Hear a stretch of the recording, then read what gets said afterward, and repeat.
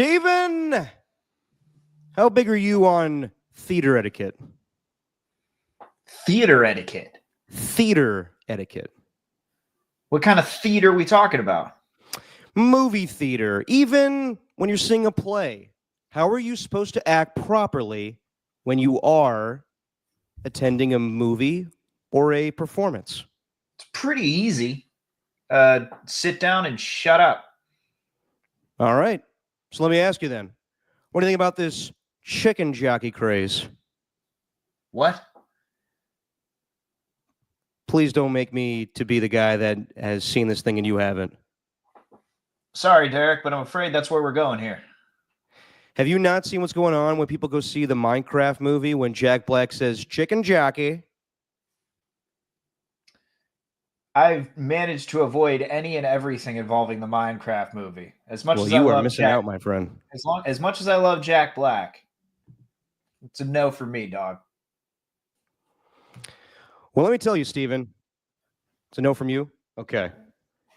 Yeah. Well, that's unfortunate because you have not seen what's going on here with let me try to get a video up for you. I would assume you would have saw this thing. You're usually up on the latest crazes when it comes to social media. So I'm surprised you haven't seen this.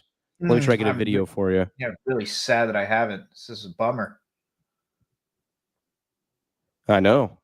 Okay, hang on a second. Let me find this thing. Okay, my internet's really slow right now. Basically, there's a scene in this movie, Minecraft, where Jack Black says chicken jockey, and then all of these kids now are showing up to the theater, and they're going apeshit for this thing. They're throwing popcorn. They're taking TikToks. They're actually bringing live chickens in. This thing is nuts. And every time they do this, the projector cuts off, lights come on, and people come into the theater, and they're like, you got to stop doing this. Police have to escort these kids out of said theater. Do these kids not have any parents? Where's the parental guidance? Isn't it rated PG? You're a little behind, Steven. Am I? Connection's a little slow. I think it's me. I got nothing wrong on my end. Okay, now I'm caught up. Maybe because I have too many things up and I got the game going on here. This is going off to a roaring start. If I could get a clip here for you. Hang on one second. I'm surprised you haven't seen this shit. Hold on. Sorry. My computer's way too slow right now. Okay. Regardless, it's just a stupid thing. Oh. It's a dumb thing where kids are going crazy in theaters, and I think they're not mindful of the staff, the ushers that have to clean up all of the popcorn that they leave behind. Yeah, but they usually do this at like other movies, don't they? Like the one with Tim Curry. What's that famous one? The Halloween one? No, it's a Rocky Horror Picture Show. Rocky Horror Picture Show. Isn't that a popular thing where they throw popcorn and utensils at the screen? Not that I recall.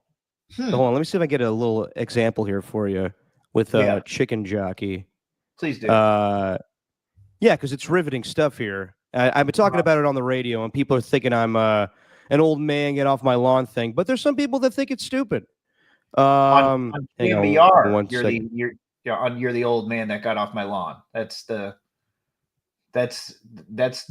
personality that you have on KBR. Apparently so. Hang on one second. Okay, hang on. This thing's fucking up big time here. Okay, hang on. Sorry, everybody.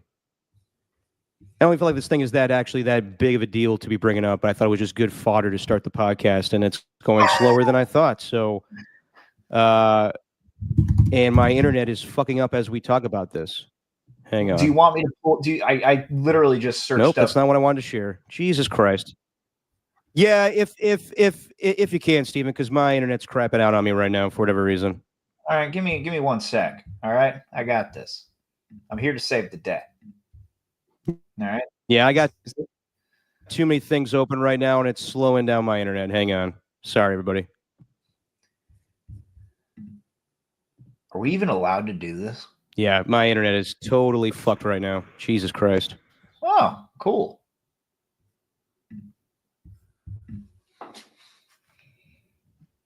You look good now. Oh, you're still paused. You got me?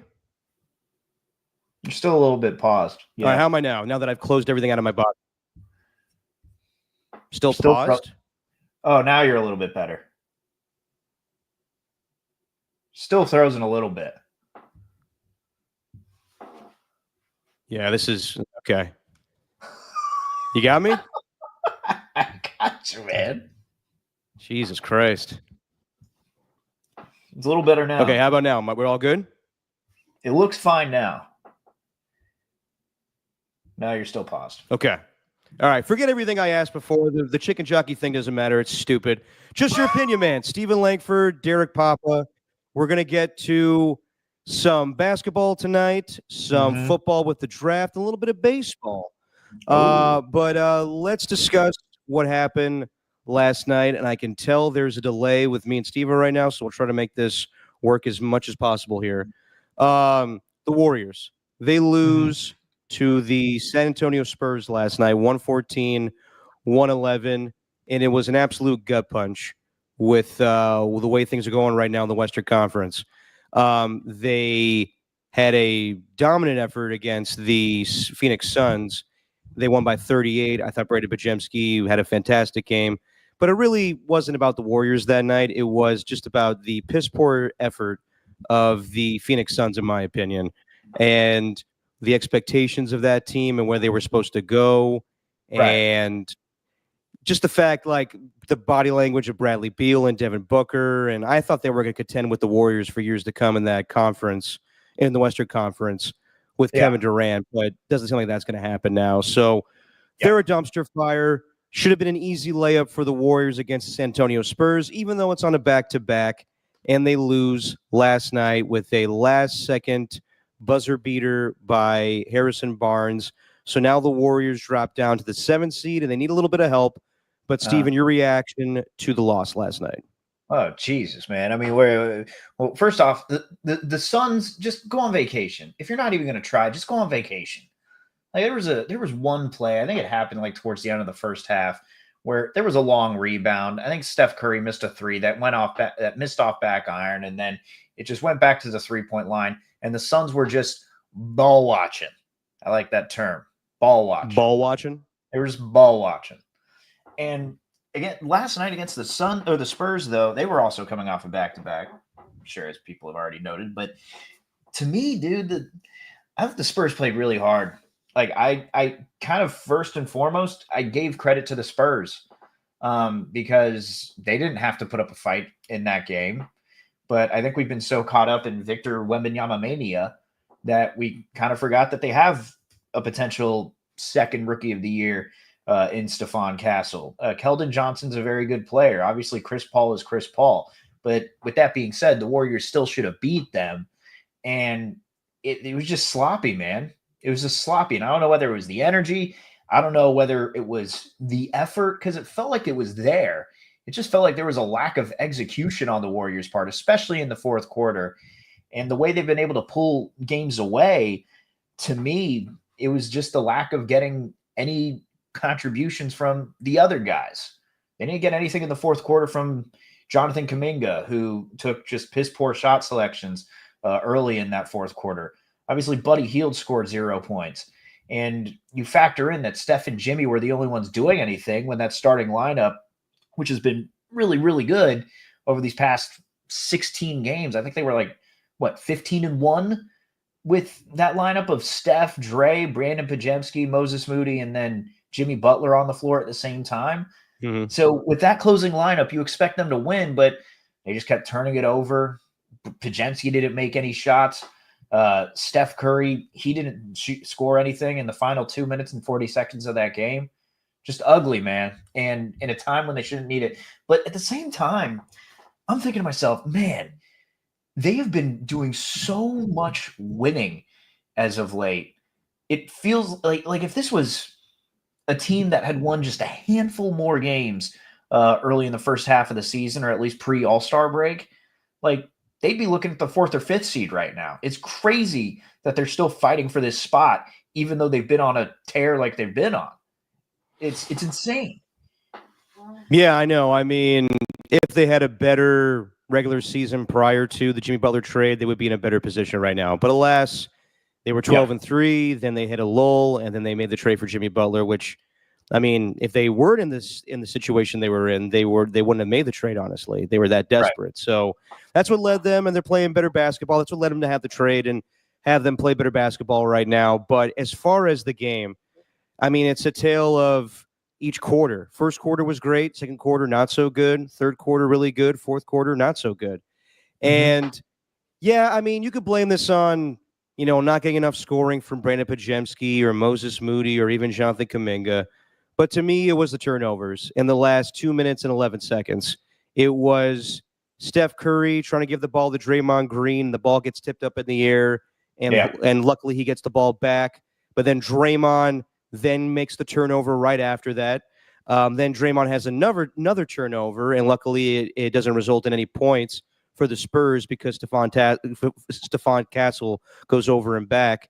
But the killer was in the final seconds where they're doing the inbound play, and Steph is trying to give the ball to Jimmy Butler. Jimmy Butler bobbles it and gives the ball over to the Spurs. I give credit to the Spurs a lot, man.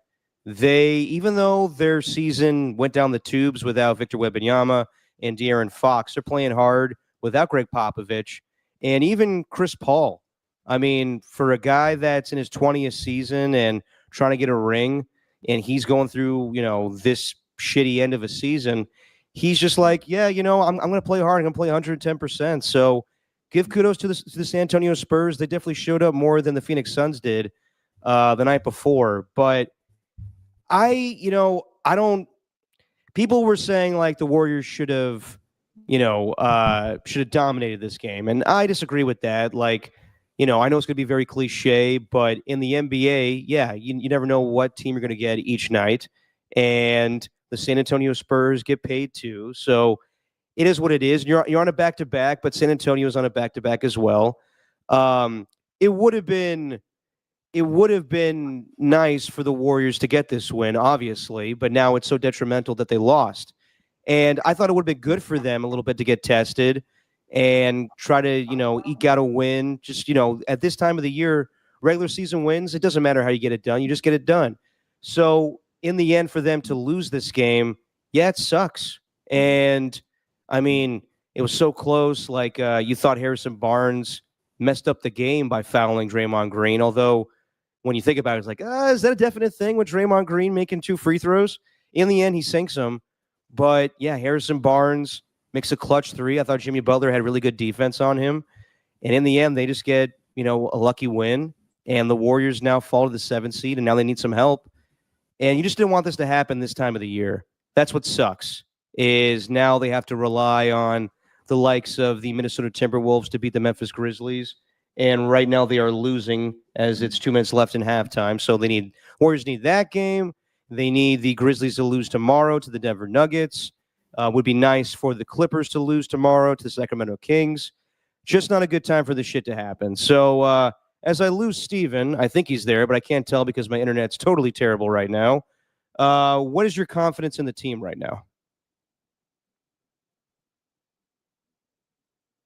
Nope. I can't tell if Steven's actually there.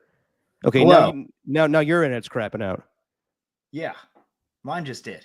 Okay, what an amazing show we're having tonight, everybody. All right, let me. Okay. All right, Steven, what's your confidence level in the Warriors with 2 games remaining as we go into the postseason? My confidence level is the same as it's always been. Like, this is a game that you should have actually lost. Like, not actually lost, but should have been able to afford to lose, at least with just all the winning that you've been doing. Like, I still feel the same way about this team, and I feel really good about their chances of actually winning a play-in game if they're the 7th seed. So I still feel the same about that. I don't really feel any different about this team. I just think with what they've shown, I think this was more of a one-off. I think the Rockets just demoralized them physically and just the fact that they were shooting the lights out. But the Spurs, I mean, last night you lost on a last second shot because they just executed better than you did and you kind of gave the game away. I don't think they're going to do that like as much in the postseason. I still feel really good about them. Like, do I think they're going to win a championship? No, I don't think they're going to win a championship, but I at least think they're going to make a deep run. I'm still feeling the same way.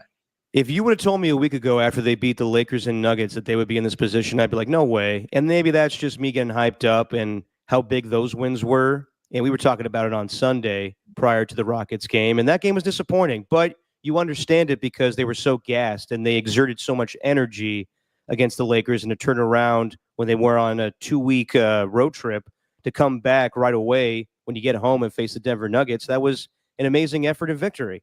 But you could understand why. I mean, you never want to see Steph Curry go 1 for 10 and only score 3 points, but that one makes sense to a degree. And yeah, as we said on Sunday, or I said on Sunday, I mean, you told me I'm sleeping on the Rockets, and I definitely am. And I don't know if I want to see the Warriors face them in the first round. But, you know, honestly, any team they face in the first round is going to be a challenge, but I like their chances. And yeah, last night was very fluky. By the way, shout out to Harrison Barnes. I mean, I think he only made threes last night, but he had a great performance. And I can't believe like everybody coming down his road today being like, where was Harrison Barnes in 2016 making those shots? Harrison Barnes was clutch. I mean, at times. But yeah, he was there for the first championship, and then you moved on for Kevin Durant. Totally understandable.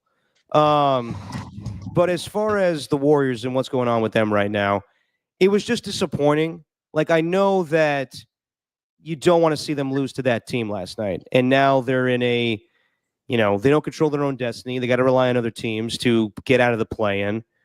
But I think it was what Draymond Green said after the loss, where he was like, we're turning the ball over. We're giving the game away. You can't do that this time of year. And the lack of grit. And that was my thing, was somehow, some way, this team always finds a way to win. And they always, you know, this time of year, they don't mess around, you know, like they did last night. So that was just alarming. And I'm with you. Like, I still like their chances. Are they a championship team? I don't know. Are they a contender? Yeah, of course they are, with Steph Curry and Draymond Green and now Jimmy Butler. But if they have to be a play-in team, I don't like their chances, because then you have to, you know, do not a do or die game, but a 7-8 matchup. And right now it looks like that would be Minnesota. And I know that the Warriors have had their number this year, but you never know when Anthony Edwards could go off. And then if you have an 8-9 matchup, then you're playing for your season. And then, you know, then you have to go. I mean, at this point, it's 6 seed, 7 seed, or 8 seed. And that's what I think that the best case scenarios are. So I mean, now, like, it's, you know, survive those playing games and then immediately go on the road to face the Houston Rockets or go on the road to face the LA Lakers. So, yeah, they put themselves in a really bad position now. Now, do I think they ultimately end up with the 7th seed? I don't, because I do think that the Warriors will get helped out. I do think that it's either tonight or tomorrow Memphis is going to lose a game. Now that Denver has been, you know, ignited by the firing of Michael Malone, which we'll get into in a little bit here, which I just find ridiculous.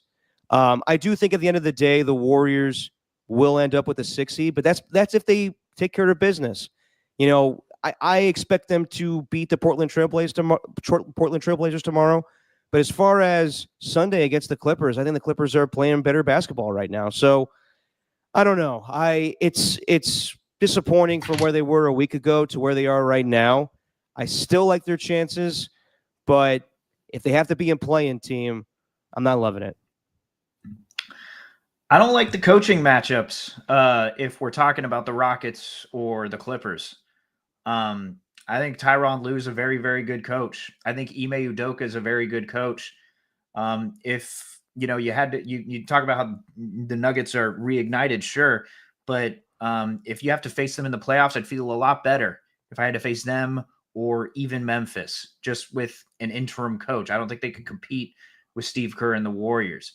I think with the Rockets and Ime Udoka, they have solid coaching, and Udoka really does not like the Warriors. I think he holds a grudge from 2022. And Tyronn Lue, as he's always proven, is extremely coach. So they're placed or where they're seated, whatever. I'm just saying I'd rather not face those teams if I'm the Warriors. No, Steve, we're losing you there a little bit. Good now? I feel like I'm good now. Yeah, I can hear you. But we're coming in just frozen a little bit. Jesus Christ. Yeah, this episode brought to you by Astound Internet on my end.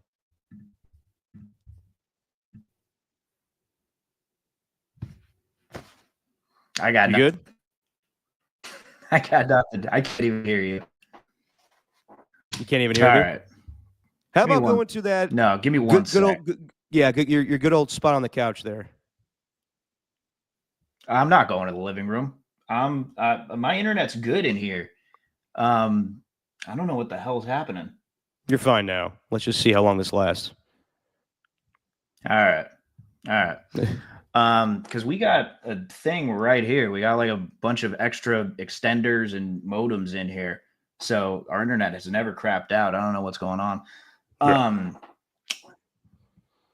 don't even remember where we were at. You were talking about the coaching matchups in the Western Conference. How you like Ime Udoka, and I'll say this. I mean, I don't know if he doesn't like the Warriors. I think that he just likes playing them. I saw the other night where he was talking shit about Draymond, but he was just joking around.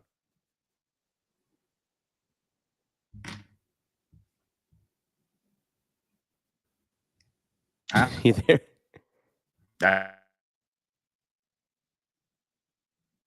Oh, man. This has been an amazing show tonight, everybody. All right. Steven's gone for a little bit of time. I'm not overly concerned about the Warriors. It's just, it sucks that they're in this position now. So I don't even know if they'll handle business against the Clippers on Sunday, because I think the Clippers are a better basketball team right now, more well-rounded. But yeah, like just to go through the week, Sunday, not a good performance. And like I said, they were gassed. Tuesday, I thought Brandon Pajemski played a fantastic game. And that's what you want to see from them against, lowly teams, the likes of the Suns or the Spurs 2 weeks ago when they played them on Sunday night. But yeah, and that's the thing too, is you embarrassed the Spurs 2 weeks ago and they came back and the game planned, and, they're a well-coached team. I don't know who their interim head coach is by name. I think it's Mitch Johnson. I could be totally wrong there. But yeah, the Spurs came back when you embarrassed them in San Antonio. And then the Warriors, they got punched in the mouth. All right, Steven's back. Different room? I can't even hear you. What? Can you hear me? I got you. You got me now? We got you. Now we can't hear you. Oh, God. Oh, now we can hear you now. You sound like you're a little underwater, though. All right, hang on. All right, can you hear me now? All right, now we got you. Okay, cool, beautiful, fantastic. Coaching matchups. What about as you were saying, Steven? Well, you were just saying how, if the Warriors had to play Ime Udoka or Ty Lue, I mean, are you giving the benefit of the doubt to those guys or over Steve Kerr? No, I'm just saying they're a tougher matchup for Steve Kerr rather than these other guys. Yeah, I'm saying I think the most obvious statement that anyone could say is I do not want to face experienced coaches rather than interim coaches who are going to be in their first playoffs as head coaches. Well, no, but that's a big deal this postseason, as we have 3 interim head coaches in the Kings, the Grizzlies, and now the Nuggets. Mm-hmm. And prior to the Michael Malone, after the Michael Malone firing, I would have told you I think the Warriors have really good chances now to come out of the West, because I think the only team that would have been in their way, or the teams that would have been in their way, would have been OKC and Denver. And now that Michael Malone's not there, I kind of like the Warriors' chances. I think that Steve Kerr in a 7-game series, no matter who the team is, can come up with a good strategy. And now you have these guys that have never done it before. I think it just sabotages your team. But regardless, we'll get to Michael Malone in a little bit here.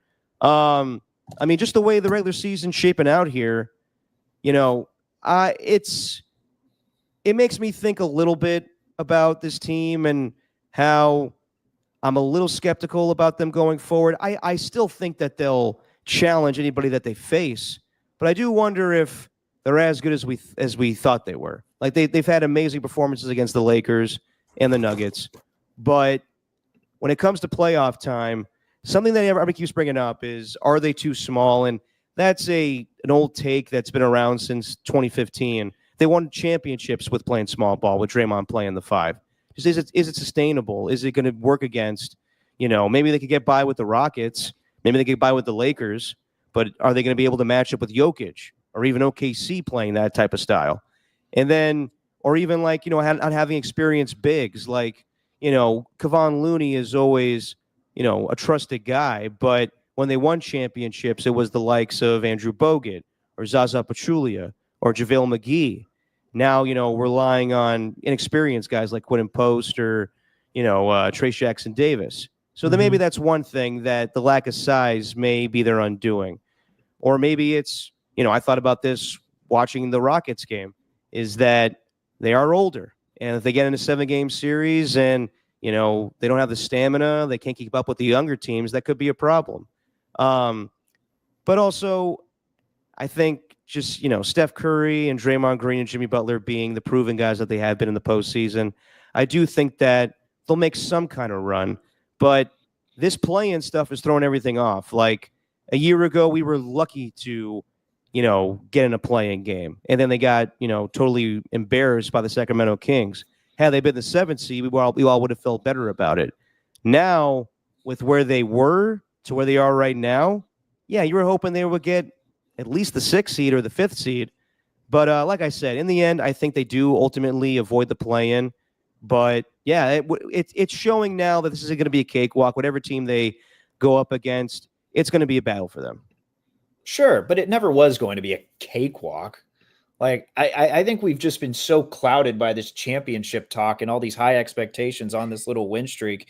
And, I don't really know what you mean by, like, confidence level through the playoffs. I don't know if this team can make a deep run, because at the end of the day, there's only going to be one team standing and every other team is just going to be losing. So like, I don't really know what the conversation is around the Warriors right now. They lost a couple of games and they looked so at home. And sure, did that make me feel a little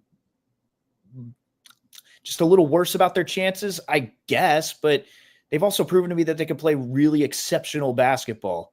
And I think last night they needed it, to be honest, because there's one blunder at the end of the game when, first off, there's a couple of things. One, Steph needs to realize he doesn't have to play hero ball. There was one where he shot it with, I think, 16 seconds left on the shot clock. It was just under 2 minutes to go.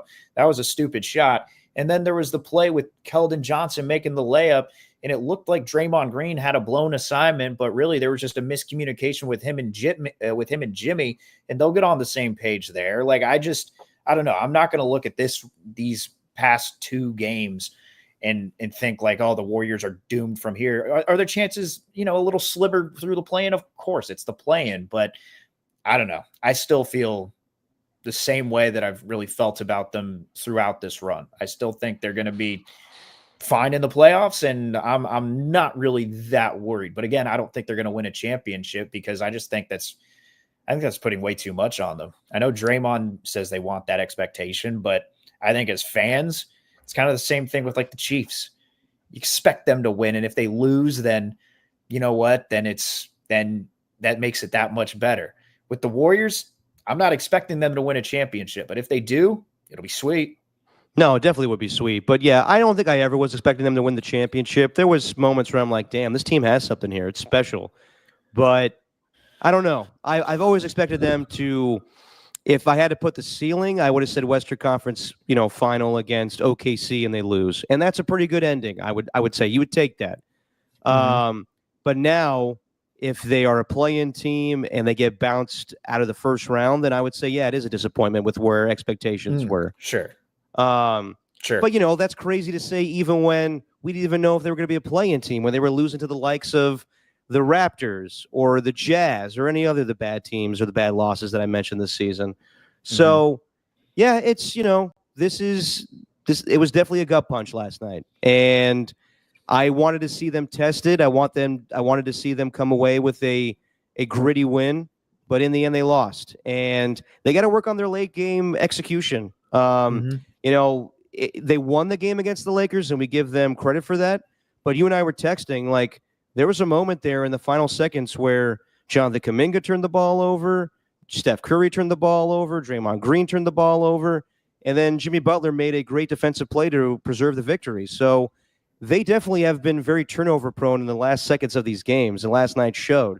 They just didn't get away with it last night. So I'm with you, Steven. I don't think really differently about this team, but the situation that they're in now makes me hesitant to say that they'll be a championship team. But of course, who knows? I mean, somebody today on the show was saying, like, well, Jimmy Butler's taken, worse teams to the NBA Finals that were playing teams. That's the Eastern Conference. The Western Conference is a different gauntlet altogether. So it's going to be tough, even with all the coaches that have been fired. And let's get to that. I mean, when the Warriors beat the Nuggets last Friday, it's clear that the Nuggets are not the same team. And they've had their struggles. But I never thought in a million years after a 4-game losing streak or, just winning the championship 2 years ago that they would fire Michael Malone. I don't understand this move whatsoever. This comes 2 weeks after Taylor Jenkins was fired from the Memphis Grizzlies. And we all thought that was laughable with 9 games remaining. Now, 3 games remaining for the Kings, or at least it was prior to yesterday. When they fired Michael Malone, 3 games were remaining. And I don't understand how you can have a team rally around their coach in that situation. I think that's it's sabotaging your postseason. And, Nikola Jokic and the guys went out last night and won. And, Jokic said, like, now they've woken up the beast. And now people are like, oh, damn, now they mean business. I guess. But I really don't have high expectations for the Nuggets now without a head coach. I think it's a joke, honestly.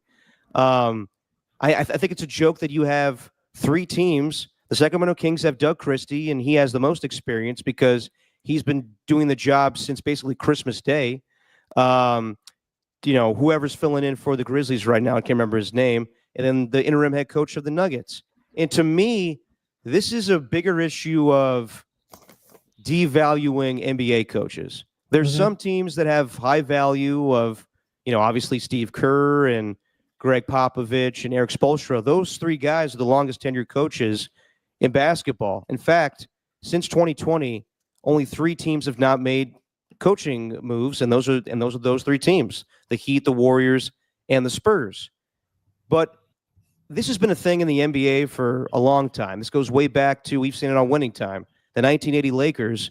They had what was his name? Jack McKinney, who was their first head coach. He gets into a terrible bicycle accident. They don't want him back because he's, his mind's not sharp enough. So they go with Paul Westhead, and they think they can win with him. And they do. But then they realize he's not good enough, and then they finally get Pat Riley. This has happened a lot in recent years. Like, I wasn't surprised by this, but 4 of the last 6 NBA coaches that have won the championship have all been fired. So that's Michael Malone, Mike Budenholzer, Frank Vogel, and Nick Nurse. And I would say 3 of those coaches are really good coaches. I would say Nick Nurse, Mike Budenholzer, and Michael Malone are really good coaches. I take out what's going on with Mike Budenholzer with the Suns right now. I think that's just a dumpster fire. Frank Vogel, yeah, you could say I don't think he's that good of a coach. And LeBron, whenever he's won championships, really carried those teams besides Eric Spoelstra. To me, lately, and I guess always, NBA owners and NBA players don't value their coaches. Now, there's exceptions, obviously, to the Phil Jacksons and Steve Kerrs, where there's mutual respect between him and Draymond Green, even though he's a pain in the ass. But we see so many times where guys like John Morant or other players go to the owners and say, I don't want this guy here anymore. And I just don't know how you set yourself up for success. I don't know how, like, I know there's been 3 interim head coaches that have won championships, or actually 2, Pat Riley twice and Ty Lue. But I just don't know how you succeed in that situation. Like, it's so different in the NFL, where obviously NFL coaches play a huge role in the scheme and how the teams play. To me, it just feels like NBA owners are like, oh, my guys will figure it out. I have superstar athletes. I put more value on them than the coaching staff, which I think is just ass backwards. So I think Michael Malone was a great coach. He was there for 11 seasons. He turned around the franchise. He turned Nikola Jokic into a 3-time MVP. I think the move is absolute bullshit. It is. It is. And it's with 3 games left in the season. Like, that's something that you can't say for those other coaches that you all mentioned. Like, 3 games left in the season, that doesn't happen. That's only happened once. That was with Hubie Brown in 1980 with the Hawks. Like, that's never – this isn't supposed to happen. It's stupid, and this is why a lot of people are I mean, I don't want to say a lot, but there's a small section of people out there who are just out on the NBA because of stupid stuff like this, where players can just move at will no matter what the contract says, and ownership can make moves like, say, I don't know, not ownership, but rather front office guys can make moves like, say, trading your 26-year-old superstar to a superstar franchise in the Western Conference and then having them drop 45 on you. Like, the front offices in these in with some of these organizations just seem inept, and they're just like grasping at straws. Thankfully, the Warriors found Steve Kerr and Steph Curry, because unless you find a pairing like those guys, then you're going to just be in deep shit, and you're just going to keep on trying to make moves to better your team. And this is the thing that kind of got me. And I also want to say something about Nikola Jokic too, but this is something that I couldn't get over. It's the Russell Westbrook turning into the scapegoat of this whole thing. Yeah. Sam Amick and Tony Jones wrote one of those investigative The Athletic pieces inside the firing of said head coach, because that's what they always do, and they do a really good job with it. But the main thing that stuck out from this was Malone's choice to continue supporting Westbrook, despite the frustration he was causing on and off the floor, led to a loss of credibility among the team's key players. It was one thing when Malone handled Jokic and Murray with more leniency than the rest of the group, but affording Westbrook that sort of treatment, even with his Hall of Fame credentials, wasn't received well by some. And you can only imagine, look, there's only 11 guys on these rosters, 15 rather, and there's maybe 4, 5 that are key players at most, maybe 6. Like, so take your pick. Who was frustrated by that? Probably all of them. But I do want to say this: last night, I don't know if Jokic was the guy who wanted this. Jokic doesn't strike me as the type who goes behind his coach's back to try and get him fired and complain to the front office. He strikes me a guy who keeps his head down and goes about his business. But we have pinned Jokic as this dude who doesn't care about basketball. I just want to go hang with my horses in Serbia and race horses. Like, we only think he wants that. But last night in Sacramento, when he's holding the clipboard and he's literally coaching his team on their way to a win, I think we've actually got it all wrong about Jokic. He seems like he doesn't care. Maybe he's not about that extra stuff like parades and whatever that chain was that Michael Malone tried to put on him, and he just put it in his locker instead of actually putting it on his neck. Like, he's not about that stuff, but I do think he actually cares about basketball. So that's my rant over. This whole thing is stupid. I don't know what the Nuggets are doing. I think Grizzlies did it. It's like, that's malpractice. Why would you do that with 9 games left in the season? To do that with 3 games left? And Youngmi Suk went on ESPN and tried justifying it, saying, well, they were going to do it after the season anyway, so they just wanted to rip the Band-Aid off. That doesn't make any sense. That doesn't justify this. This is dumb. I'm with you 100%. And I've heard that too. Mark Spears did the same thing, and I was like, okay, but why not wait till after the season? And not only do they fire Michael Malone, they fire Calvin Booth, their GM, who apparently the two did not get along. Which Right. I'm like, well, why don't you keep one of them at least? Like, obviously, they've had success, and you can argue maybe Calvin Booth didn't do enough to add to the roster. I want to say he was the one that made the trade for Aaron Gordon, if I'm not mistaken. I could be wrong there. Mhm. But the only big addition they made this offseason was Russell Westbrook, and their bench is not great. So, yeah, maybe you can look into that. But to fire Michael Malone because he wasn't going to grill Russell Westbrook, I find them ridiculous. And the whole notion that Nikola Jokic doesn't care about basketball, obviously he does. He does it for a living. And he has to be that leader now. He's never, I mean, I'm sure he's been that vocal leader behind closed doors. I mean, if you watch the, what was the Olympic show on Netflix? I mean, Nikola Jokic is, Mhm. he's fiery to play for Serbia. So I'm assuming he's the same way with the Denver Nuggets. But he didn't want Michael Malone fired. Like from where, just the celebration during the championship parade. I Mhm. mean, I think those two guys were together, lockstep. And yeah, I can't imagine him going behind his back and be like, he needs to get out of here. I think that's ridiculous. So he needed to step up last night. He needed to take the clipboard and be like, this is what we're doing. But he Mhm. can't do that every night. He can't do that in the playoffs. Like, it's the same thing with like it's different when David Black gets fired during the season and you replace him with Ty Lue. That's what LeBron James wanted to do. I don't think anybody was asking for this. So, yeah, I do believe that the NBA just has an issue with valuing their coaches. I really do. Like, there's only a few. There's the guys I mentioned, Steve Kerr, Eric Spoelstra, and Greg Popovich. The other ones are expendable. And you see Monty Williams one season have, an all-time, a record for the Phoenix Suns, franchise record for wins, and then he gets fired because he had a bad playoff run. A new owner comes in, gets a brand new contract with the Detroit Pistons, making him the highest paid coach in all of basketball. And then he gets fired immediately. And yes, he had a terrible season. They went on like a 24-game losing streak. Yes. Yeah, I mean, it's just I just don't like it. I don't like that how valuable coaches are in college basketball and football, and obviously managers play a big influence in baseball, to act like, well, it's a superstar league. The NBA players dictate how good teams are. And yeah, obviously, it's the players. The players dictate the outcomes. But obviously the coaches have a huge influence on that. So I find the whole thing disrespectful. I think it's a slap to the face to NBA coaches to just say before the postseason starts, you're easily replaceable. I don't like it, and I thought it put the Warriors in a good position to come out of the West with 3 teams with interim head coaches, especially one of them that I thought was going to stand in your way with the Denver Nuggets. That's why, yes, Ime Udoka will be a huge problem against Steve Kerr. Ty Lue is respectable. Mark Daignault with the Thunder. He's a really good young and upcoming coach.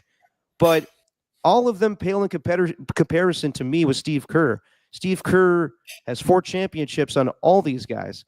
So, yeah, or whatever you want to match it up, but 4 championships total for Steve Kerr. Yeah, it's just crazy to me that they're like, well, all right, Jokic is that much better of a player, and we got Jamal Murray and Aaron Gordon.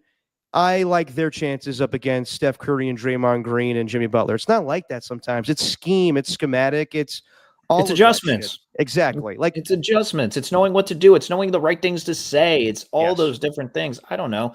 Just imagine if you're a guy like Jokic or Jamal Murray or Aaron Gordon, and you're going into that locker room knowing that, damn, we should have had Mike Malone. Like, what if your coach says the wrong thing? I mean, I know he's been there a while, and Rick Adelman, I think it's his son or whatever it is, Yeah. or his grandson or whatever, his nephew, I don't know, some family member, some form of a family member. So sure, there's basketball in his blood, but again, 3 games left on the season. It's a joke. It's a total joke. No, it totally is. It's a joke. Yep. And they could have easily waited till the offseason. It would have been still shocking, but at the same time, it's reasonable. It's you give yourself enough time to find a good coach. Like, what do you tell these guys?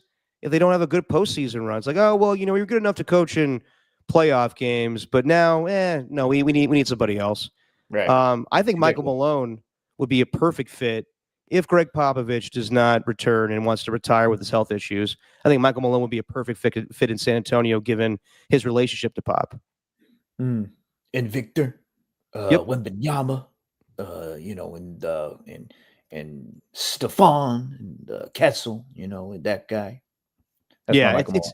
It's not going to be the same without hearing Michael Malone with his deep Brooklyn accent being like, the thing about Nikola is Nikola's got to go out there and play. And dude, I mean, shit, it feels like it was 2 years ago, but it feels like yesterday where he was like, celebrating on the parade and getting drunk and looking like a Beastie Boy with his hat on backwards and just being like, hey, we're going to party tonight, man.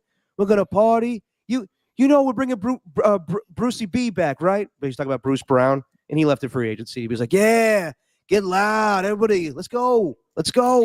We run this shit back. And he was out after that. So sucks. Didn't even get like another 2 seasons to try to get back to the finals. And who's to say? OKC, very young team.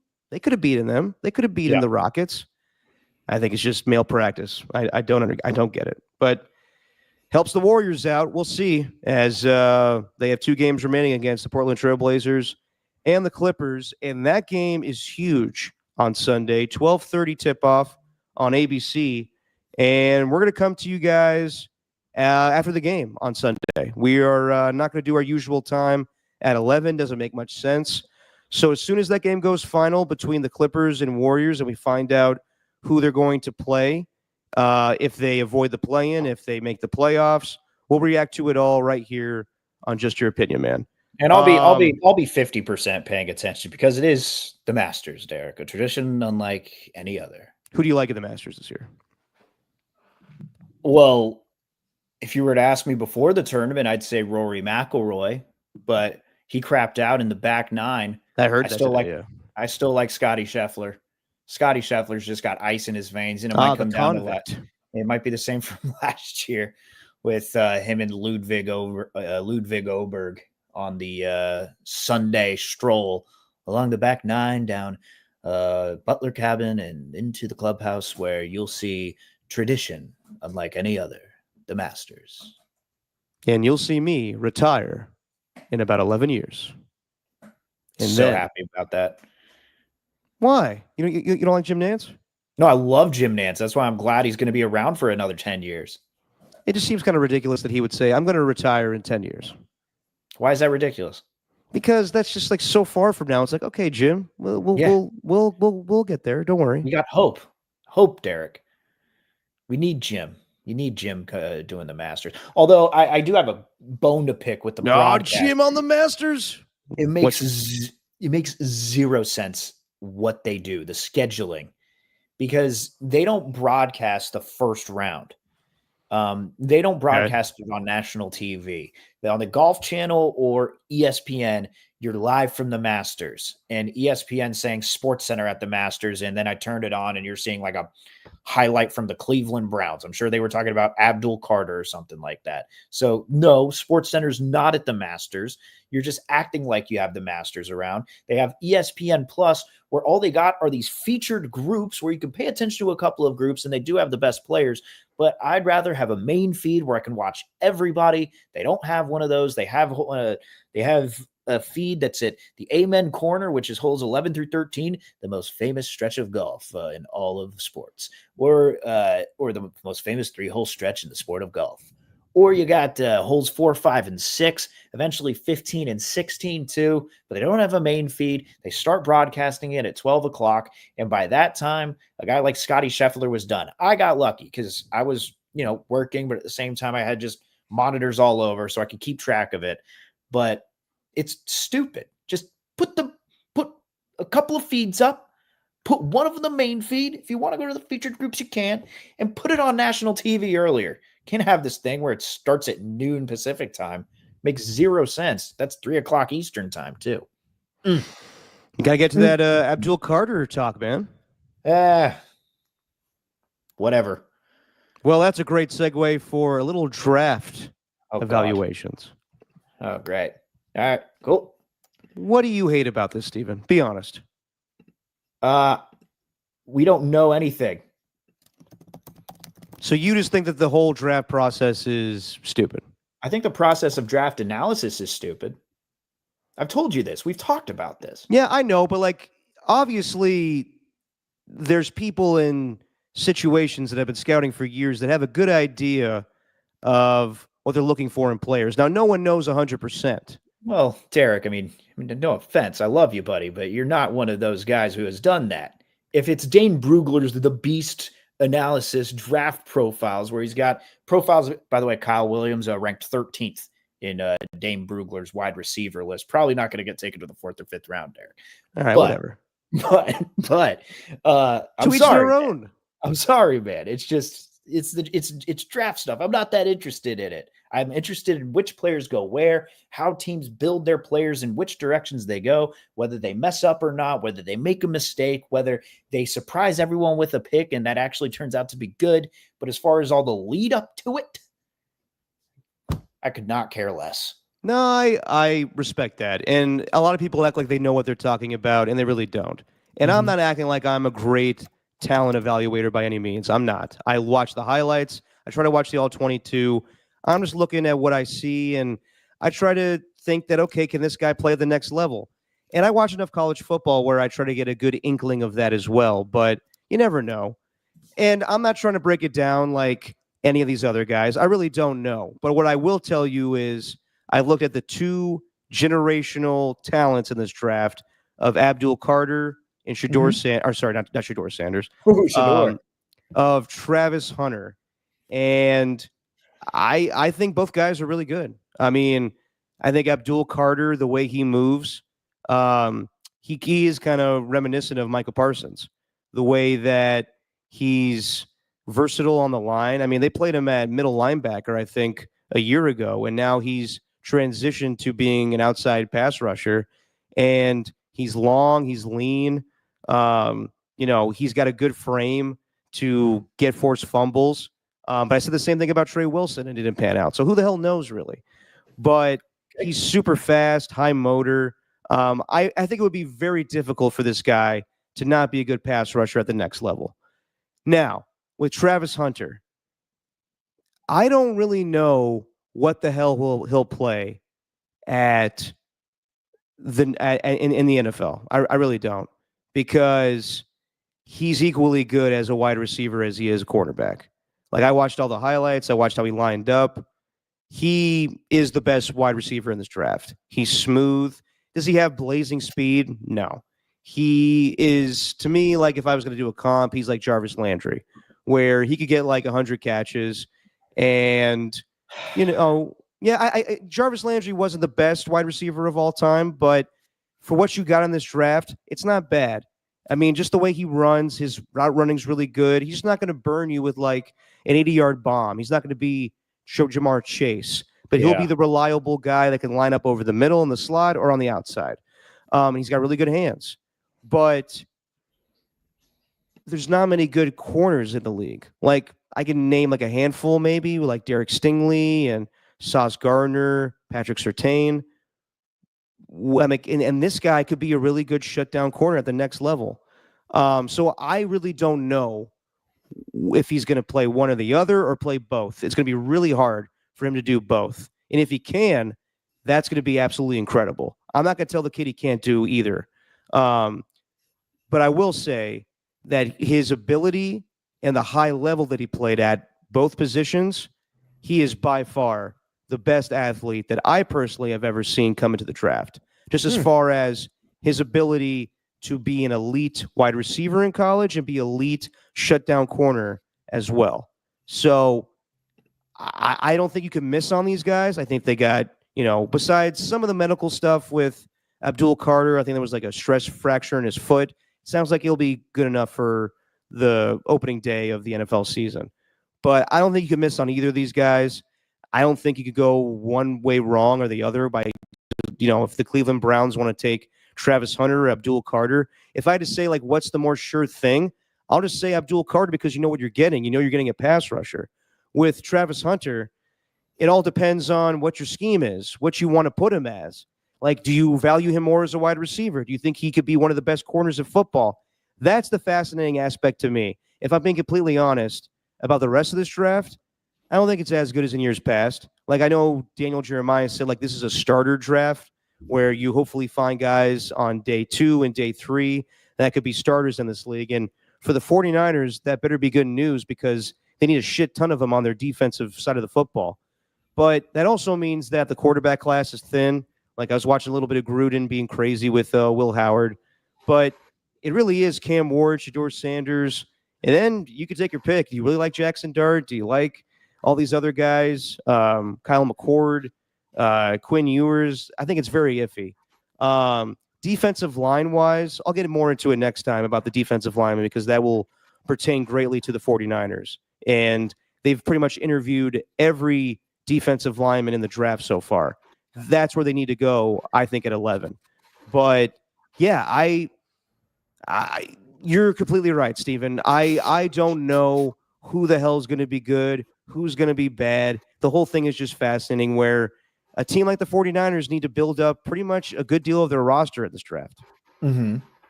Yeah, but back to Travis Hunter. Yeah. I'm going full.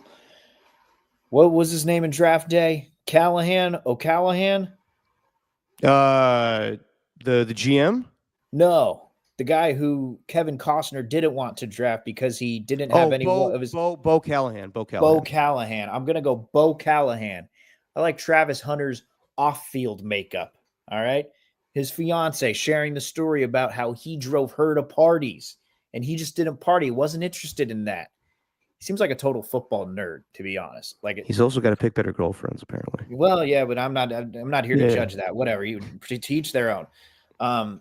But if he's the type of combination where he's all about football and he's got that athleticism, yes, I think he's going to be a very, very good player. Now, where will he go? Are the Cleveland Browns really the right fit where top picks go to die? I don't know. I don't know, especially where they're at with quarterback if they don't take one. And they probably will take one, but seeing a lot of Travis Hunter to the Browns, I think that'd be a huge mistake. I think you got to take Cam Ward if he's there. Unless the Titans take him, then what do you do? It sounds like it's going in that direction right now. Yeah, then what do you do if you're the Browns? Do you get Abdul Carter to pair him up with Myles Garrett? I don't know. But Travis Hunter is going to be fascinating. I just don't think NFL teams are going to want to let him play cornerback. I think wide receiver seems to be the position here, and cornerback's so much different when it's played in the NFL. I think they'd want to focus him on one position, or maybe they'll put him full-time at corner and then put him in at certain packages for the offense. I don't know which one. That's what I would guess at the moment because he's so valuable doing both that you could get away with him maybe in his rookie season doing special packages. But eventually, yeah. So whoever drafts him, some coach is going to say you either play one side of the ball. And it's fascinating to see which teams value him at which position. It sounds like the Cleveland Browns, I think Andrew Berry, their GM, came out and said, like, we see him as a wide receiver.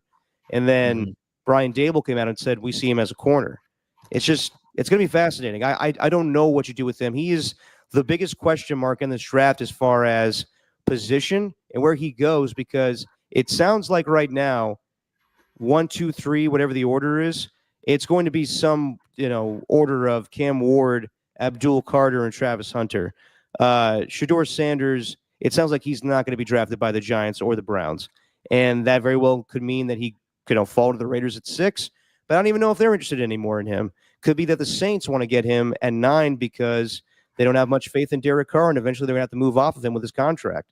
So, yeah, that's the biggest thing is after Cam Ward, what the Browns are going to do at 2 and 3, or what the Browns are going to do at 2 and what the Giants do at 3. The Browns, do they value Abdul Carter? Do they value Travis Hunter? Or do they want to go quarterback? And I think with the Browns and Giants, they probably should go quarterback because you need a quarterback in this league. But this is not the right draft to do it. Shedeur Sanders, good player, not a great player, not good enough to go 2 or 3. Yeah. Oh, boy. Anyway, next podcast, I'll break it down in depth as far as the defensive linemen, Steven, how they how they shed their two-gap schemes. It's going to be very, very detailed. You are your father's son. Probably not going to do that. I'll just tell you which defensive lineman I like. Okay. All right. Now let's get to something that Steven actually is interested in, and I'm sure all of you, the audience, or the people in the chat. The Giants, San Francisco Giants, playing good baseball right now, besides the shutout games against the Cincinnati Reds. They come back down 6-1 against the Reds yesterday and get the win 8-6, and with a walk-off splash hit from Mike Yastrzemski. Mm-hmm. And, you know, not a lot you can nitpick with the team right now, but sure, why the hell not? I mean, so we'll get to the negatives real quick, but the Giants are 9-3. They're about to hit the road. Oh, they're already in New York, but they're about to play the Yankees, then the Phillies, and then actually the surprising Los Angeles Angels of Anaheim in this road trip. But Steven, what stands out to you the most right now positively for the Giants? Positively, it's their attitude. It's their attitude. I'm not gonna act like they've been hitting the living crap out of the ball like at a consistent rate. I liked what I saw from the bottom of the order yesterday, like to close out that series with the Reds, and with exception to Jung-Hoo Lee, I think the top three guys, talking Lamont Wade Jr., and I think you could even include Casey Schmidt in that, Willie Adames, and then Elliot Ramos, and then Matt Chapman. I'm pretty sure they were all over in that game yesterday, except for Jung-Hoo Lee right in the middle, who is just making solid contact. So if I want to get technical, I'd say that was like the most impressive part yesterday, just how they kept rallying.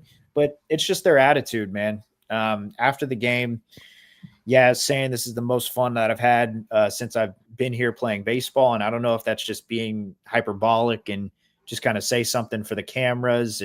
But I think he truly believes it. And, their starting pitching is so-so. I still think there's some question marks with it. But if we're going to focus on yesterday's game too, I love how hard Justin Verlander is on himself. You hear Bob Melvin after the game say that the third inning where he gave up 5 runs was just unlucky. No one was really making solid contact except for TJ Friedel.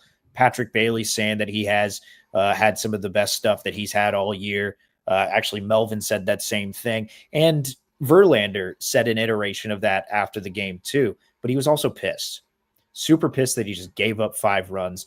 It's that old, I mean, the saying, like, a win is a win. A loss is a loss, no matter however you slice it. Well, 5 runs is 5 runs, no matter however you slice it for him when he's on the mound. He does not want to do that. And I kind of love how they seem to have a perfectionist out there.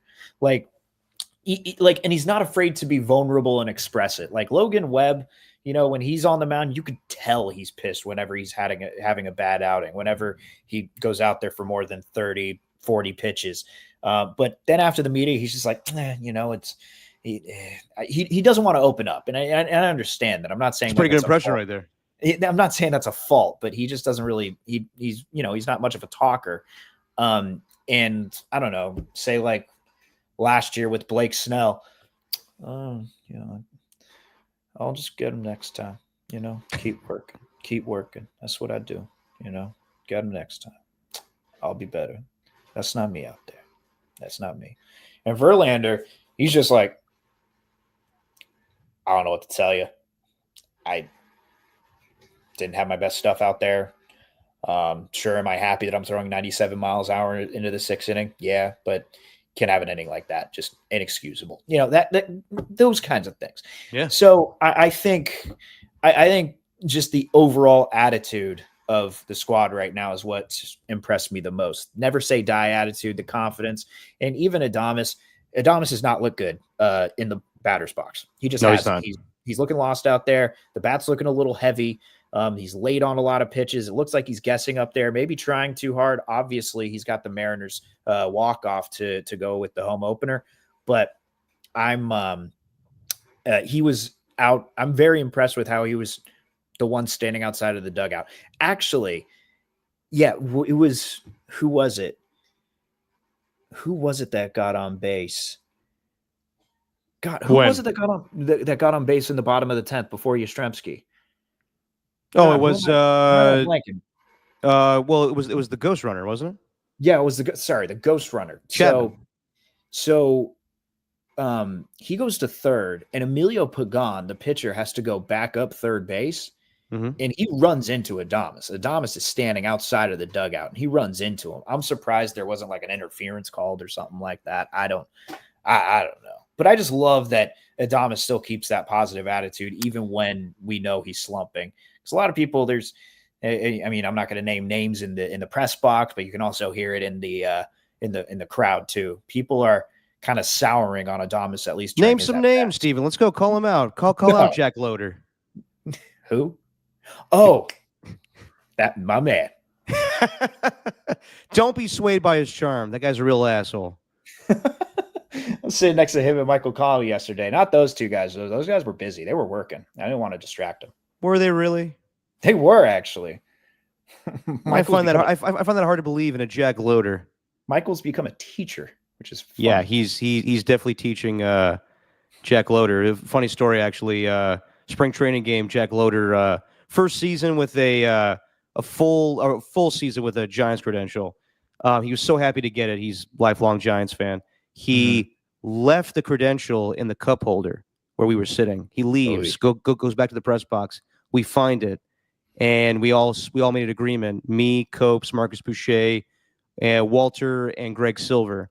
We're all like, do we text him immediately to tell him, hey, next time be careful, or do we hold on to this thing and make him sweat it out for 24 hours? So, like the good people we are, we let him sweat it out for 24 hours. He texted us all instantly and said, guys, I can't find my credential. And we were all like, oh, man, that sucks. And he's like, you guys didn't see it at all, right? We're like, no, we didn't see it. And then he's texted us all individually and was just like, I remember him texting me being like, dude, this is a disaster. I'm going to get fired. I'm like, no, you won't. It'll be fine. Don't worry about it. He goes, oh, it's been nice knowing you, man. Just like that, my career's over. And then, so the next day we all, told them, well, this is going to be tough, man. You're going to have to explain this to the Giants and Matt Chisholm, how you lost your credential. And then he went to Mike Kohler, our PD, and told him the whole thing. And then finally, around right before the start of our show, we flipped his credential and just said, next time, be more careful. You guys are dicks. I thought it was a good teaching moment for young Jack Loader. Or you could just gave him the credential. No, he needs to learn. He needs to learn. Why? Because we kind of give him a hard time. Okay. All right. Fair enough. But he can handle it. He can handle it. Mm-hmm. As far as the Giants, I mean, going into that comeback win, they were scoreless in 21 straight innings. So you don't want to see that. Really? If that becomes a trend, then you may have to tinker with the lineup a little bit. But yeah, I mean, everything you said, Steven, like they don't act like they're going to lose a game. To come back in that game was extremely impressive. I mean, to go from being swept to coming back and salvaging the series, pretty impressive. And we'll see what they do against the Yankees. You want to see them, if they could split that series, that'd be awesome. But even if they lose 2 out of 3, not terrible. If you just go 5-5 on this road trip, I think that's, good expectations. But as far as the issues with the team, and that's crazy to think they're 9-3 right now. They're off to a great start. They've had walk-off victories in, 3 of the last, 5 home games. But there are some issues, and mainly Camilo Duvall. And I think that, obviously he's struggling. The last 3 outings, he's been pretty bad. He made them lose, or not lose the game, but, cost them the save against the Mariners in the bottom of the 9th. And they come back and win that game thanks to a Wilmer Flores RBI. But, and by the way, shout out to, just to go back to that game real quick, Victor Robles, that catch he made along the left field wall. Yeah, it was unreal. What he ended up with, he didn't break his arm, whatever the injury was a dislocated shoulder. Yeah. That's one of the more impressive plays you'll ever see at Oracle Park. So for him to come up with that ball, sad to see what happened to him, but great play. But then immediately Wilmer Flores gets the RBI and they walk it off. But Camilo Duvall struggled Sunday afternoon, then Monday night. He looked lost. Did not much confidence. He could not throw a strike to save his life. And now Giants fans are coming down his road. And I would say it's definitely warranted. He's not pitching very well right now, but just some of the vitriol that I'm hearing on KMBR, fans do not like him right now. And they either want him traded or sent down again. And I would say it's a little too soon for that, but it's definitely alarming that he's having the same mistakes that he had a year ago. But like to hear some people call in and be like, "Oh, this clown ass in Camilo," I'm like, all right, easy. We don't need to do the name calling here. And I was texting you. I do think it's a little reminiscent of the hate for Farhan. Now, Farhan hate, totally warranted. I get it. Farhan was not a good general manager or president of baseball operations. He did not make good moves. The lineup was different every day, and they weren't winning. So I understand the hate. But after a while, it became more about, him being a nerd and the fans just not liking him, the name calling with him. They thought he was two-faced. I didn't care for all that. And maybe I am a little biased with him coming on with Tolbert and Copes. And I got to know him a little bit, just talking to him on the phone briefly before he would do the interviews. But yeah, I don't think he needed all the hate that came with it. Should he have been fired? Absolutely. I feel like now Camilo's being the scapegoat for the Giants right now. I think people just want to call in and just bitch about the guy. Like even after a victory yesterday, right after the Giants won, we did it like a semi-post-game show, and most of our calls were, "Get rid of Duvall, he sucks." And it's like, that's not what this is about today. It's about the walk-off win. So I would say that's an issue right now. I would say Justin Verlander's a little issue. He did pitch better, but yeah, that third inning was pretty rough. I would say Patrick Bailey's play at second base is a little rough right now. Obviously, Willie Adames and you mean Tyler Fitzgerald, right? Sorry, who did I say? He said Bailey. It's fine. Oh, my bad. Yeah, Tyler Fitzgerald at second base. Yeah. I would say Willie Adames and Lamont Wade Jr. not hitting right now is an issue, but I think you would deal with it all to have the 9-3 record right now. Totally. And I think with Camilo, I don't really know what they should do with him. Maybe AAA is the best place to go, but I just think his confidence is totally shot. That's why I think he should be sent down. Like You I do? just Okay. don't. At some point, like if this continues, because I mean, think about it. You go from the heights of where you were, coming up in this system, he was this hard throwing right-hander. And I think he reached this pinnacle, this peak where it's like, this is who I'm supposed to be. I'm supposed to be the closer for the San Francisco Giants. And then you combine last year into this year where his timing is kind of inconsistent, where he just doesn't know when he's going to go in. There's no straight, hey, I'm going to go in the 8th inning as a setup guy, then Ryan Walker's going to close down the 9th. Like, no, we've seen him in the 8th. We've seen him in the 9th. We've seen him in the 6th. I don't think we've seen him in the 5th, but we've seen him in the back half of games. And I just think that with all of that combined, I think his confidence is just gone. I just don't think he has any anymore. And I think where I'm just guessing here, I don't know where their anger comes from, but I think Giants fans want to see a little fire under him. He does have this kind of body language where it seems like he doesn't really care, or maybe he does, but he's just not showing it. And I think it just rubs Camilo Tranquilo. And it just rubs fans the wrong way. So I said Tranquilo. God, I'm white. And I said that too. Tranquilo.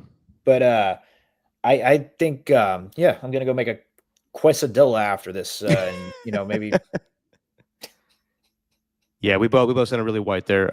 Maybe have some tapatio.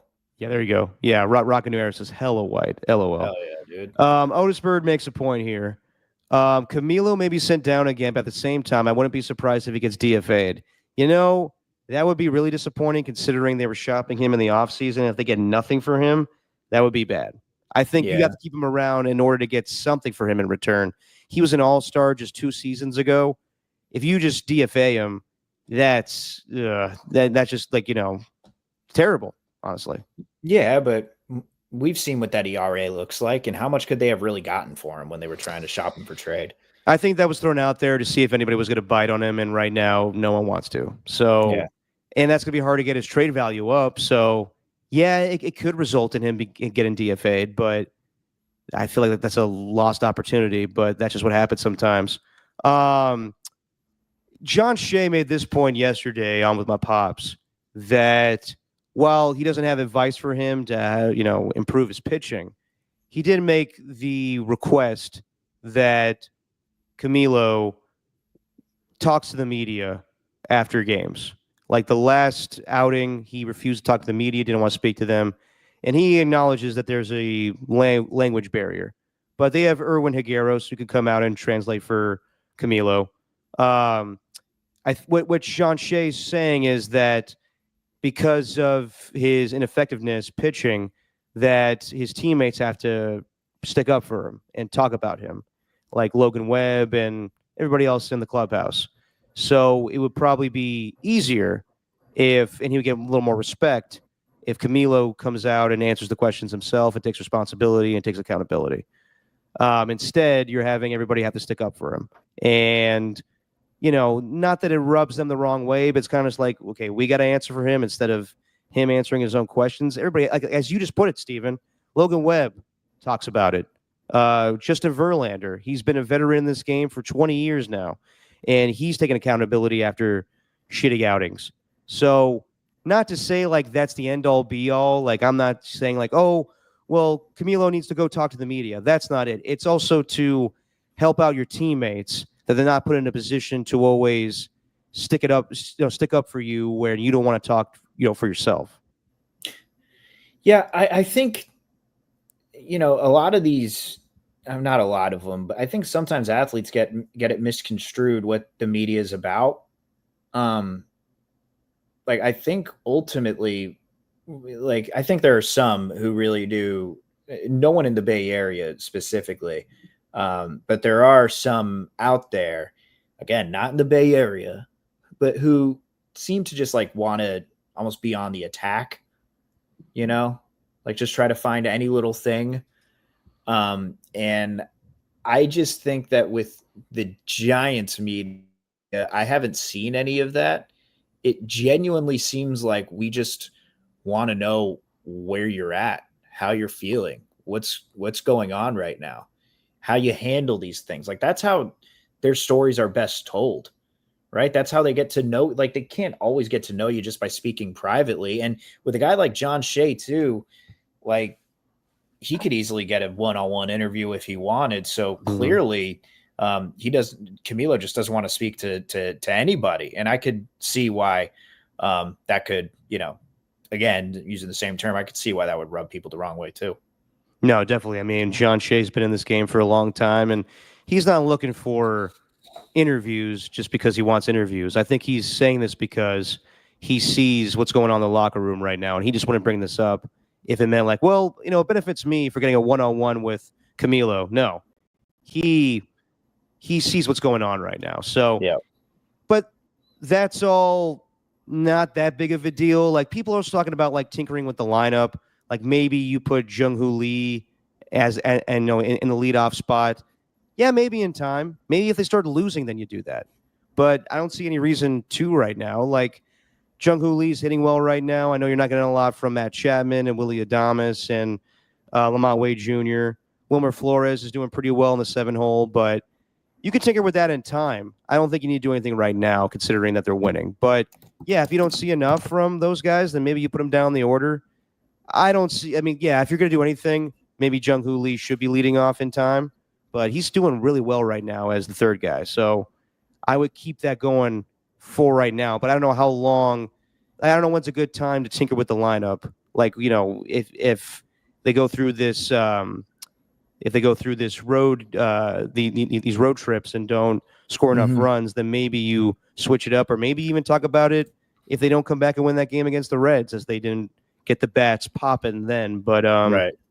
yeah, I would Right. say it's all small problems right now with the Giants. They're I'm playing more really scared. good baseball. I'm more scared of the Phillies than I am the Yankees. Why is that? I just think they're a better team overall. Yeah, better pitching. Better pitching. I think their lineup top to bottom is stacked.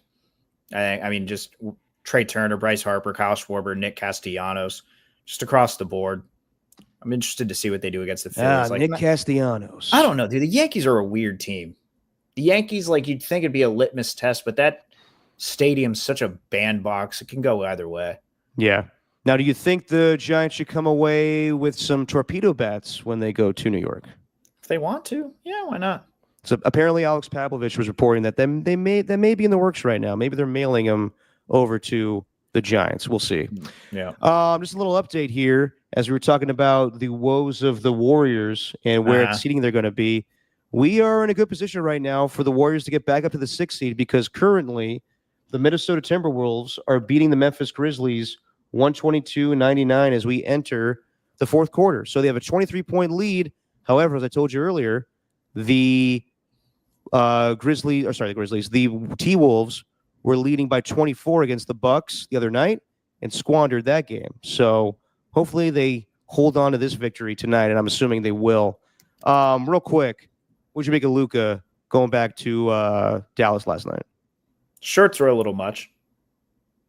Yeah. I reposted it. The guy from FS1, Kevin Wild, who's on the show with Nick Wright and Chris Broussard. I forgot what it's called. First Things First? Is it First Things First? I don't remember. Cut that hair is what I would call it. But he said the shirts are too much. And I actually didn't see the shirts. What did the shirts say? They said thank you, Luka, on them. Yeah, with how pivotal that dude. game is for the Mavericks. It's just like you trade him away. Don't make shirts for him. The video tribute's fine. It was very touching, and the way that he reacted to it, it was highly emotional, and you could tell that he was visibly hurt by it. But I just think that was an embarrassing night for the Mavericks, and they deserved it. And I don't think it helped that they created shirts out of it.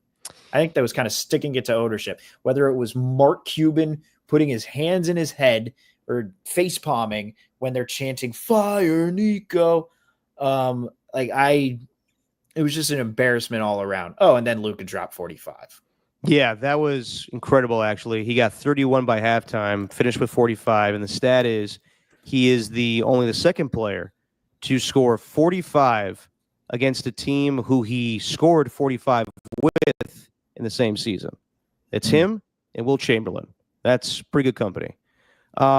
I didn't see the stats or the shirts. The shirts may be too much. Like, it's like when Klay Thompson came back, it was the captain hats. But like it wasn't like a "We love you, Klay" T-shirt. They still wanted to win that game. The Warriors went out there and wanted to kick his ass. Excuse me. But yeah, like for how pivotal that game is for the Mavericks. I mean, I don't even know how pivotal it was actually. Like I think Anthony Davis finished with, I don't even know how many points he got, but it wasn't a lot. And their season's it is what it is. They're going to be a play-in team. But it's this late in the season. I don't really know how you honor him besides the video tribute, the shirts, whatever. I could give two shits about that. But the Nico Harrison stuff is a little too much at times, I think. The death threats, all that. It's sports at the end of the day. I understand him getting hate. But then again, I don't think it was his call. I think it was a mix of him and the owner and even Jason Kidd a little bit. And Jason Kidd after the game being like, this is sports. It's a business. You trade away guys. I've heard this trade being mentioned in the same company as Babe Ruth, which is pretty cool. Like, Jason, I love you, Bay Area guy, but do you know the history of Babe Ruth? Like, it's not good company. You're not gonna have like an all-time Mavericks curse. So, yeah, good for Luka. Fuck the Lakers, but yeah, it's good to get a redemption. Mm-hmm. Mm-hmm. All right. Lastly, before we get out of here, Steven, I brought it up when the show started, and I'll be damned if I'm not going to actually play this damn video. I also got one more thing from the Masters. Okay, go ahead. After this. Okay. It's a video. All right. So you have no idea what's going on with this chicken jockey thing. No, and I don't think a lot of people do. Okay. Although 2.7 million would have something to say about that. Right. Well, I mean, yeah, people have gone to see this this Minecraft movie, and we love our guy Jables, but yeah, there's this new craze where kids are going to the movie theater, and when this scene happens where Jack Black says "Chicken Jackie," they all go absolutely apeshit, and they're pouring bags of popcorn and just making a total mess, and actually bringing live chickens into the theater. So here's a little taste of it.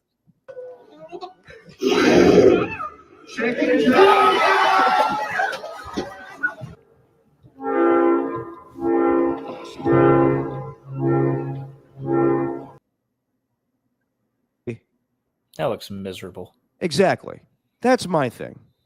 Is you can have some fun. I've seen these videos, and some of them are crazier. Like I said, like there's this one guy with a live chicken. He's on some dude's shoulders and rising the chicken up like a trophy or something.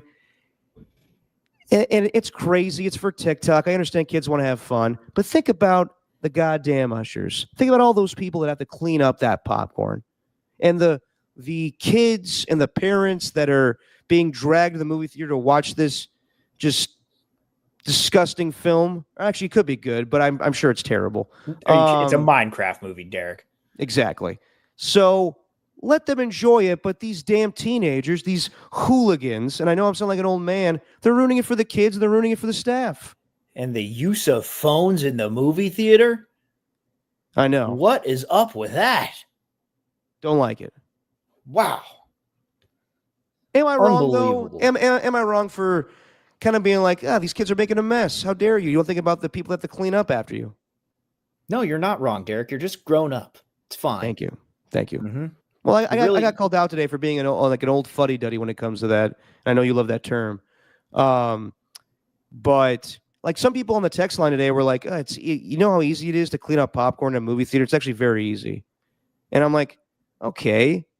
For people that work in a movie theater, I'll gladly accept that response. But if you're like, who gives a shit? Who cares about the people that work in movie theaters? Fuck you, you heartless bastards. Now, at the same time, I definitely have been guilty of leaving a mess behind in a movie theater, but I'm neither here nor there. These people are big assholes. What, just like eating popcorn? You got an eating problem? I definitely have. You could be in that situation where your friends are holding seats for you and you're the one getting all the popcorn and food at the concession stands. You come back, the trailers are already going off. You can't see where your seat is. You trip over their feet. You spill a little bit of popcorn. It happens. I've never been in that situation. You're acting like that's not like a common thing. People do that, Steven. People trip. In the movies, but not in real life. I've never seen that in real life. You ever see someone trip at a movie theater while they're trying to get back to their seat? Honestly, no. I haven't. Why is it that crazy? I've seen people go to the wrong seat. I've seen people go to the wrong row. I've seen people go to the wrong movie. I don't think I've ever seen anyone trip. No, the most I've seen popcorn fly was when a dude during the live action Lion King sneezed to all hell when Mufasa died. Hell. When Mufasa died, it was one of the funniest things I've ever seen in a movie theater. I've ever experienced. The guy's 4 rows up, and literally as poor Simba is going up to Mufasa and realizing that his father, his role model, is dead, you just hear a popcorn everywhere. Oh, amazing. Okay, how are you about do you ever? So most places people go to for movie theaters now, for movies, the theater requires you to pick a seat ahead of time. Do you ever steal a seat at movie theaters? All the time. Oh my God, I'm the worst. Steven. I'm the worst. Yeah. If I can avoid sitting next to someone, I will take. Yep. Mm-hmm. Yep. I have definitely ruined a couple of movies for like a couple that was hoping to go for a night out. And those people don't ever say anything to you? What, when I reserve a seat? No. Okay. So are you saying you sit in a spot that was reserved? No, Okay. I'm saying like let's just say there's 4 seats open, like in the middle of a row, Okay. right? 4 seats open. I take the 2 middle seats, so we have one on each end, and it's just us two. Instead of taking like the two on one side and leaving two open, I take the two in the middle and then just have one open on each side, so it's just us two in the middle. Okay. Well, that's understandable. But did you I buy think those that's seats? messed. I think that's messed up. Yeah. Okay. Wait. Hold on. I mean, maybe I'm not getting this. So hold on. You buy 2 seats, but you don't sit in the seats you necessarily bought. No, we do. I'm just saying, like when I Oh. reserve them, when I go online to reserve them, if there's 4 in a row, instead of taking like, you know, the two on the right, so that there'd be an extra two on the left for maybe another couple that wants to watch the movie, Oh. I just take the 2 middle ones. So there's just singular seats on the outside. And I take my chance in case there's like an individual just going to see a movie on their own. I don't think that's that. I don't think that's messed up. I think at the end of the day, you just bought seats and you're sitting in them. Whatever. It feels diabolical when I do that, but I kind of like it. Well, let me tell you what's a little more diabolical. I was at the movies a few years ago with my pops. Went to go see the Elvis movie, and this is where just he and I are different people. We're just I value theater etiquette. If we're not going to be respectful of people at a movie theater, then we're all animals. My father doesn't believe in like planning ahead, so he wants to go see the Elvis movie willy nilly, and we just pop in the theater. And I'm like, you gotta reserve seats these days. And he goes, fuck all that. So we walk in the movie theater and we sit down. And I'm like, I'm pretty sure we're sitting in somebody's seats. And he's like, who cares? Somebody comes by and he's like, hey, I think you're sitting in my seat. And he goes, this movie theater is completely empty. You can sit wherever you want, sir. And he goes, yeah, I bought my seats and I want to sit here. And he goes, I don't know what to tell you. And I'm like, Dad, you got to get up. Like this guy wants to sit here. He bought tickets for these seats. And he goes, I don't understand this. Back in the day, you just bought tickets to a movie. You could sit whatever the fuck you want. Well, yeah, but how'd you even get tickets if you didn't reserve the seats? Like they force you to reserve seats nowadays. I think that we got him so late, and we just got him at the kiosk that we just popped in. We didn't even like pick where we were supposed to sit, and my dad just got tickets and just sat down. Oh, did he just like choose 2 random seats and then just pick Probably. the tickets? Knowing my pops and his way of technology, he probably missed all of that. Oh my gosh. So I was like, I made that face, and I was like, oh man, I can't be the guy that like calls out my dad in public, but also like I feel for this guy. Like I don't want to be the asshole that's taking his seat, but yeah, that's what happened. It's a learning lesson. Never I be love like that. your parents, kids. I love that. I love that. All right. And you're going to give us a breakdown of defensive tackles next podcast. All right. Well, at least I'm. At least I don't treat people like that in movie theaters. That's Okay. all I'll say. All right. I'm better than that. Have you seen this thing that's going around from the Masters? Depends on People what it are is. out, or they're outraged, Eric. Outraged. More than chicken jockey? More than chicken jockey. Okay. This has everyone outraged. So, one of the traditions with the Masters is It's a tradition like any other. the amateur invites, right? Mhm. Amateurs, but the amateur invites, where they invite 5 amateurs and they qualified through a series of different tournaments, whatever. And the main one, who was the U.S. amateur champion, Jose Luis Ballester or Ballester. I think it's Ballester. Jose Luis Ballester. And so there's, a creek that runs through, I think, the 11th hole, then the 12th, then the 13th. I think it's through Aben Corner. And it's called Rays Creek. And if anyone knows anything about Augusta National, I mean, they really take Augusta National seriously. Hallowed grounds, Derek. Oh, I know. Hallowed grounds. And this amateur had to go to the bathroom in the middle of his round. Okay.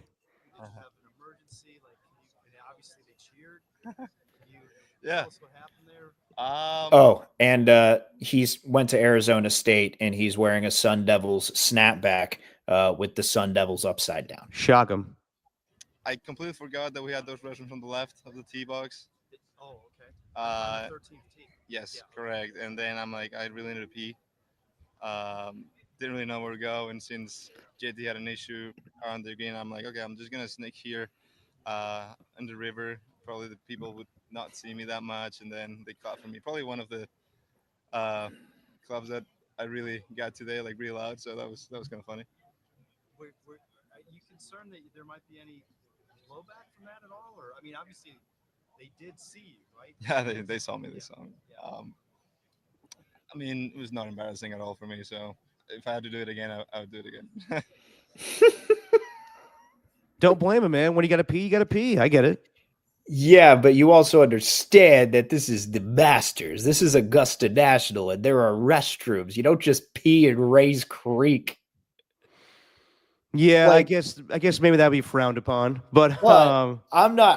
I don't care. I just think it's really funny that you have one amateur champion that goes to Arizona State and he's wearing a snapback with an upside down logo on. He's just like, "Hey, I peed in the Ray's Creek, man. What are you gonna do?"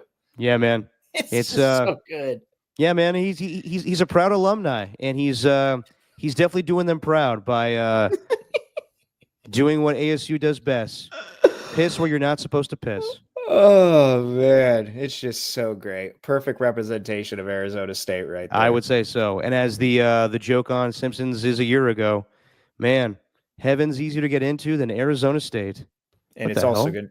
Whoa, what happened? You see that? You got a little thumbs up. Yeah, I know. I got the reactions on. You know what I mean? Like if people are that pissed about Ray's Creek, Derek, then they can cry me a river. How you doing this? I don't know. I just love to do it. Okay, you have to teach me this because this is what I'm going to do all the time now. Look, Derek, I'm not going to invite you to the party. You need an invite to the party. We got Okay. fireworks in here. All sorts of fireworks, lasers. Yeah, that's not fireworks. It's lasers. Click the wrong button. Those are pretty cool. All right, everybody. We will see you guys on Sunday when the Got his thumbs Warriors and the Clippers go final. We will be live reacting to where the Warriors are seating wise. And it looks like right now things are back in the right direction. If the Minnesota Timberwolves come away with this victory, and currently they are leading the Memphis Grizzlies, I believe, by 14 at the moment, 131-19 with 2:30 left. Then the Warriors are back in the 6th spot. And then the Grizzlies have to play the Denver Nuggets again tomorrow, or will they play again tomorrow? But they play the Denver Nuggets tomorrow. So could benefit the Warriors even more so. So we'll see where that goes. But we'll see you guys on Sunday, and we'll see where the Warriors are seating-wise. Is everybody in the chat tonight? Skills report just popped in. Sorry, Skills, we got to end the show already, but good to see you. Otis Bird is the word. Rock a New Era, a.k.a. Ernie 2, Ernie 1. Jesse Cardoso, who told Steven, mine was when Steven spilled half popcorn on my lap. See, you spilled too.